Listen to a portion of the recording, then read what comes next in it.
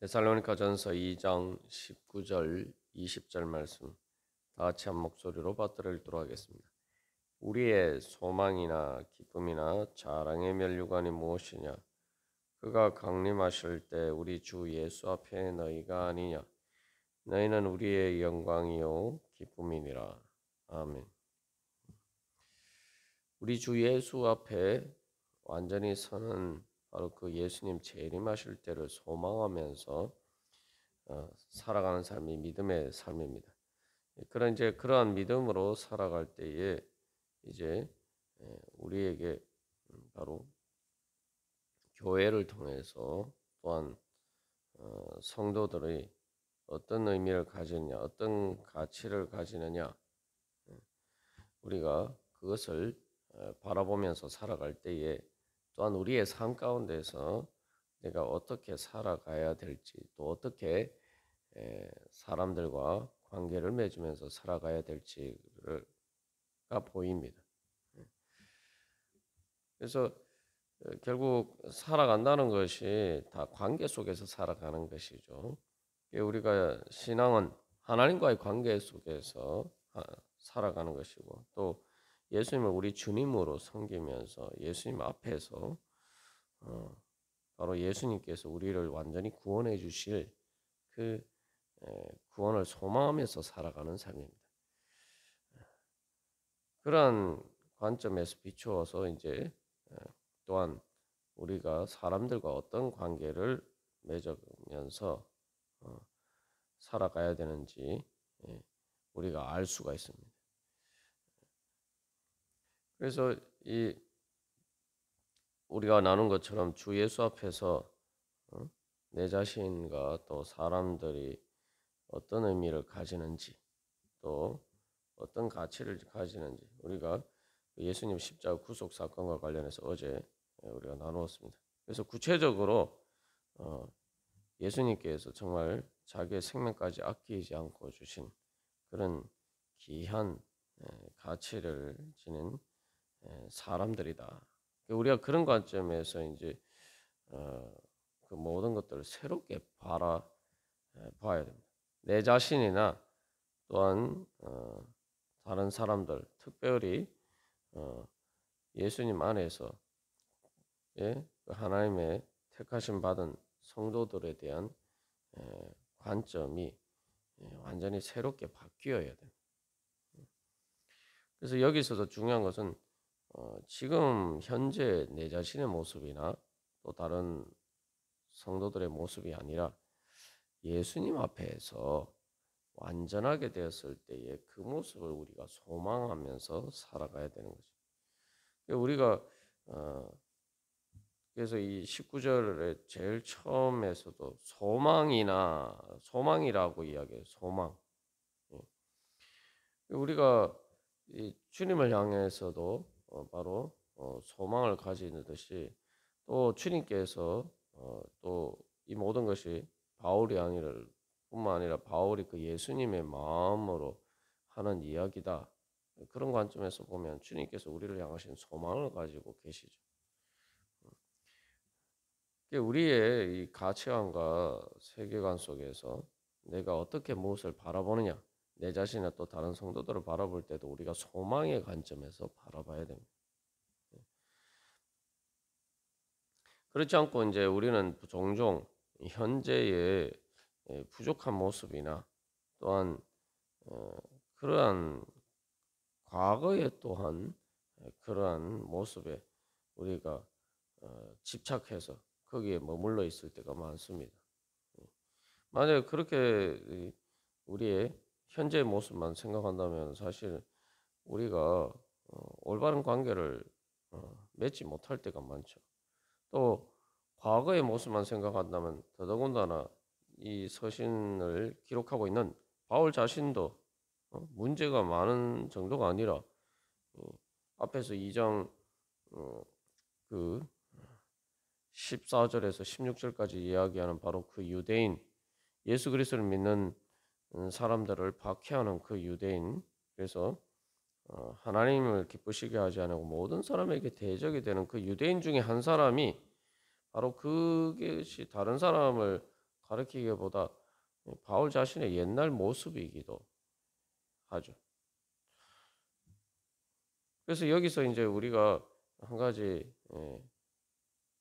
그 예수님 앞에서 바라본다라고 할 때에 중요한 삶의 하나의 관점은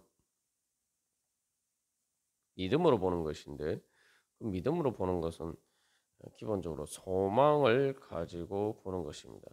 현재 우리의 모습이 아니라 어떻게 하나님께서 그들을 변화시키실 것인가, 나를 변화시켜 주시고 또한 우리 성도들을 변화시켜 주실 것인가, 우리가 이런 소망 가운데서 바라봐요. 그게 바로 예수님 앞에서 믿음으로 살아가는 것입니다. 지금 당장 눈앞에 보인 것, 과거에 어떠했는지 또 현재 어떠한지는 사실 우리의 눈에 다 보이는 일이죠. 이건 그 믿을 필요가 없어요. 그냥 보이기 때문에.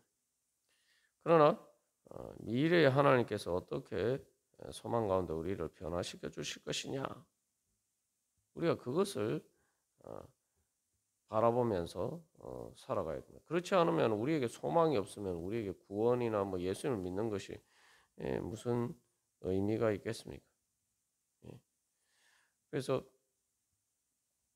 우리가 이제 이 생각해 보면은 사도 바울이 지금 이야기하고 있는 19절, 2장 19절, 20절에 이런 이야기들을 보면은 정말 데살로니가 교회 성도들이 정말 영광스럽겠죠.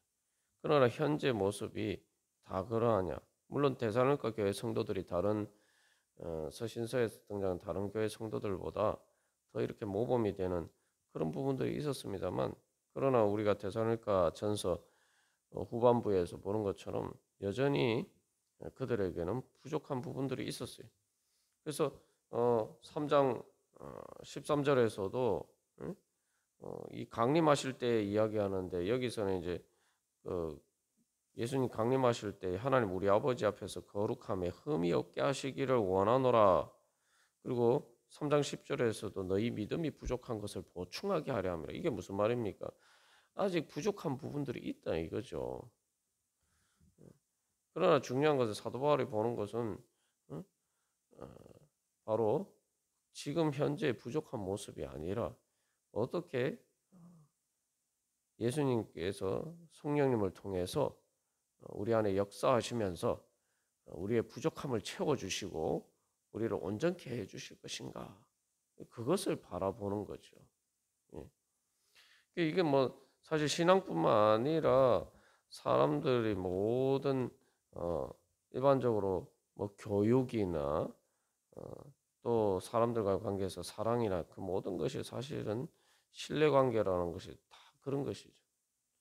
특히 이 자녀를 양육하고 또 사회가 그 교육하는 그 모든 일들은 사실 미래의 소망을 보고 하는 것이죠. 더군다나 그래서 우리가 주 예수 앞에서라고 할 때 예수님이 우리를 바라보시는 관점도 바로 그것입니다. 심지어 예수님이 우리를 위해서 십자가를 지실 때는 우리가 로마서 5장에서 이야기한 것처럼 우리가 죄인이었고 우리가 경건하지 않고 심지어 하나님과 원수되었는데도 불구하고 하나님께서 예수님의 생명까지 아끼지 않고 우리에게 주시기까지 우리를 사랑할 수 있었던 것은, 그것을 통해서 우리가 정말 아름답게 변화될 것을 소망하시는 그 소망이 있었기 때문입니다. 우리가 믿음, 소망, 사랑을 이야기할 때에 항상 우리가 이 뭐 믿음, 소망, 사랑뿐만 아니라 모든 우리가 하나님과의 관계, 또 예수님 앞에 살아가는 모든 신앙은 먼저 하나님께서 우리에게 어떻게 해주셨느냐, 항상 이것을 바라보고 우리가 그것을 대한 응답으로서 우리도 그렇게 주님께 하는 것이 바로 믿음입니다. 믿음에 대해서 이야기할 때 하나님께서 우리를 어떻게 믿어주셨느냐, 또 하나님의 신실하심을 먼저 기억해야 되고, 또 하나님께서 소망에 대해서 이야기할 때도 하나님께서 우리에 대해서 어떤 소망을 가지고 우리 가운데서 역사하시느냐. 그래서 우리가 이제 교회에서도 교회의 사명 중에 중요한 것이 바로 이 양육 아닙니까? 이 양육이라는 것이 바로 어, 그런 소망의 관점에서 이루어지는 것이죠. 예. 그렇다면은 우리가 지금까지 내 자신에 대해서도 마찬가지고 다른 성도들에 대해서도 마찬가지고 바로 그러한 소망의 관점에서 우리가 믿음으로 바라보지 않고 살 때가 많았구나. 그래 그렇기 때문에 하나님께서 그 관계 가운데 주시는 은혜와 축복을 제대로 누리지 못하고 살았구나. 우리가 다시 한번 그것을 깨달아 알아야 돼요. 그래서 어, 옛자라는 것이 바로 그것이죠. 옛자. 그러니까 주님께서는 우리를 믿음 가운데 새롭게 창조하시고 새로운 피조물이다. 새로운 피조물이라는 게 새롭게 창조되었다. 그런 의미예요. 새로운 창조물. 성령님께서 우리 안에 계속 역사하시면서 우리를 새롭게 변화시켜서 그래서 우리는 내 자신을 대해서는 마찬가지고 다른 성도들이나 또 다른 사람들에 대해서도 하나님께서 어떻게 변화시키실 것인가 그런 소망을 가져야 돼요. 그래서 그렇게 변화시킬 것에 대한 소망을 갈 때 정말 우리 주 예수님 앞에서 예수님 재림하실 때에 어떤 모습으로 정말 아름답게 변화될 것이냐 우리가 그것을 기대하고 소망해야 됩니다. 사실 그래서 이 기대하고 소망할 때 우리가 한 가지 중요한 기준이 있는데 그것은 우리가 어떻게 소망하고 어떻게 기대를 하든지 우리가 그 사도 바울이 에베소서에서 이야기하는 거죠. 우리가 구하거나 생각하는 것 우리의 모든 기대에 훨씬 넘치도록 주님께서 이루어 주실 것이다. 그렇게 믿어요.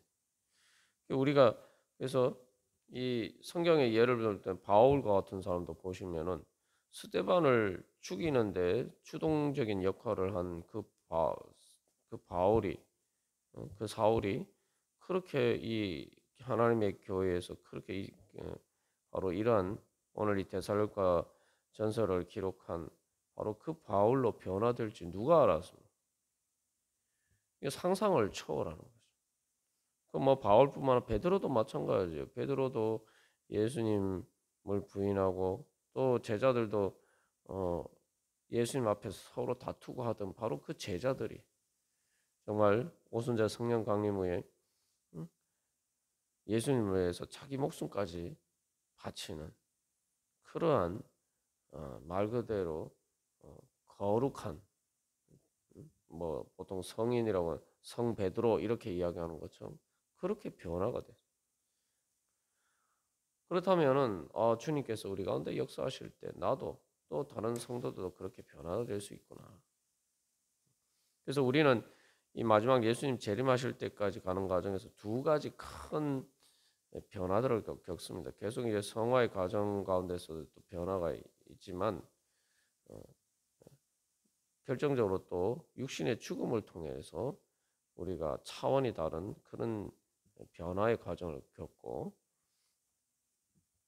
우리의 마음이 완전히 성화가 되는 그런 은혜를 잊게 되고 그 다음에 마지막 예수님 재림하실 때는 몸까지 부활해서 단순히 마음만 그런 게 아니라 실제로 우리의 몸도 부활하신 예수님과 같은 완전한 영광의 형체로 변화가 됩니다. 그러니까 두 가지 완전히 차원이 다른 변화들을 겪고 우리가 이 땅에서 성화의 과정에서 겪는 변화까지 합치면은 세 가지 전혀 다른 차원의 변화들을 경험하게 됩니다.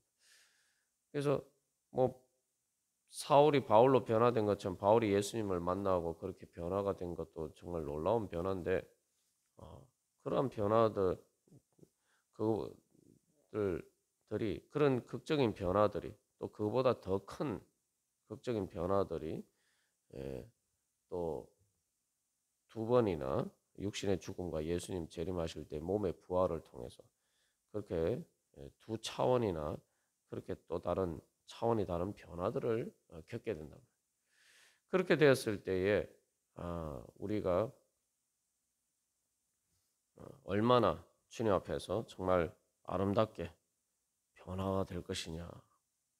이것을 생각해 보면은 정말 우리의 상상과 기대를 초월하게 우리가 아름다운 영광의 모습으로 변화가 되는 거죠.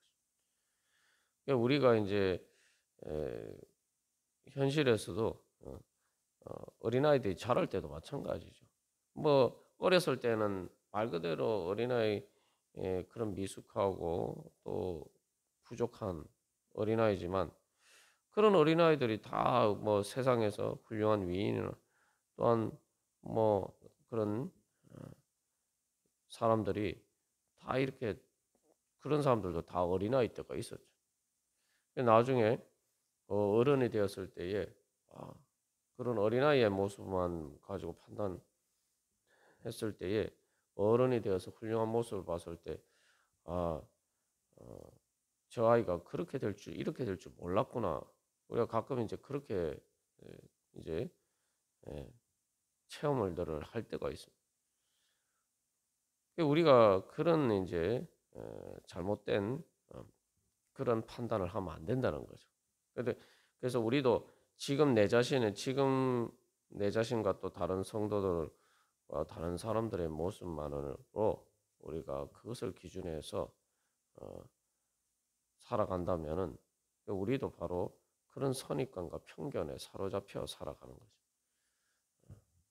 거죠. 나중에 그렇게 영광스러운 모습으로 변화가 되었을 때 우리가 과거에 그렇게 생각하고 그렇게 사람들을 잘못 생각했던 것들에 대해서 결국은 우리가 부끄럽게 되는 거죠.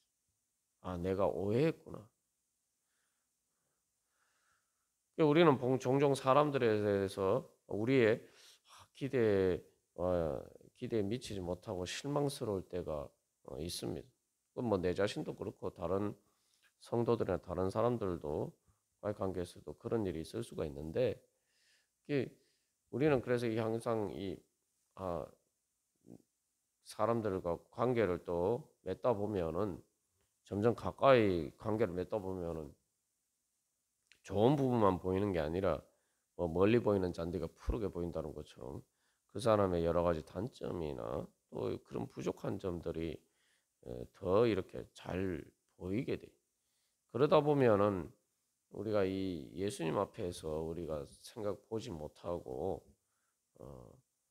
오히려 이제 그 미래 소망의 관점에서 보지 못하고 오히려 반대로 어, 점점 더 이렇게 그 사람의 안 좋은 모습을 보다 보니까 어, 가까이서 가면 더 그런 모습들을 발견한 흠이나 이런 부분들을 보게 되니까 이 소망이 아니라 반대로 우리가 그렇게 볼 때가 그래서 사람에 대한 실망 속에서 실망이 점점 커져가게 되고 그래서 그러다 보면은 불신에 하게 되는 그러한 과정으로 오히려 갈 그런 식으로 이렇게 나갈 수가 있습니다.